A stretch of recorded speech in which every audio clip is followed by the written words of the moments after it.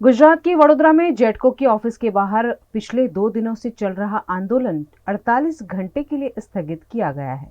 जेटको द्वारा 1224 उम्मीदवारों की भर्ती के लिए इलेक्ट्रिकल असिस्टेंट भर्ती की घोषणा की गई थी। जोन लेवल पर इसकी परीक्षा भी ली गई, लेकिन पोल टेस्ट में क्षति के चलते भर्ती प्रक्रिया रद्द कर दी गई।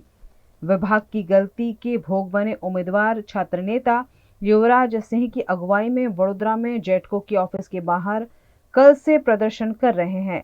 दिन भर, रात भर और आज सुबह भी धरना प्रदर्शन जारी रहा। उसके बाद छात्र नेता युवराज सिंह ने जेटको के अधिकारियों से मुलाकात की और 48 घंटे के लिए आंदोलन समेटने का ऐलान किया है।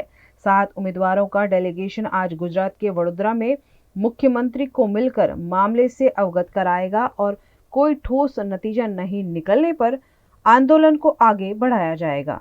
વિદ્યાર્થીઓ દ્વારા જે નિર્ણય લેવામાં આવ્યો છે કે સરકારશ્રી આમાં 48 કલાક સુધી પોતાએ જે નિર્ણય લીધો છે એ નિર્ણયમાં વિચારણા કરી શકે છે અને 48 કલાક સુધી અમે સરકારને સમય આપીએ છીએ કે જે નિર્ણય છે એ નિર્ણય એટલે કે એમડીએ જે નિર્ણય લીધો છે એ પોલ ટેસ્ટ એ ફરીથી લેવામાં આવશે, પરંતુ લેખિત પરીક્ષા છે એના ઉપર એને પોતાનો જે નિર્ણય હતો એ પેન્ડિંગ રાખ્યો છે।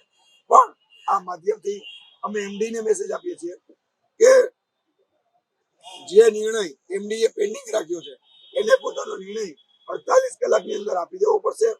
આ આંદોલનને અત્યારે હાલ પૂરતું અમે અલ્પ વિરામ આપીએ છીએ।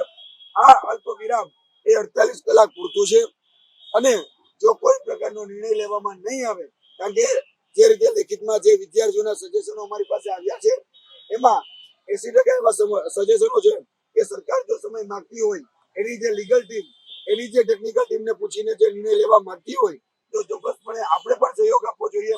એટલે આ નિર્ણયને વિદ્યાર્થીઓ દ્વારા જે લેવાયો નિર્ણય છે એને સર્વોપરી રાખી આંદોલનને અત્યારે અલ્પ વિરામ આપવામાં આવે છે।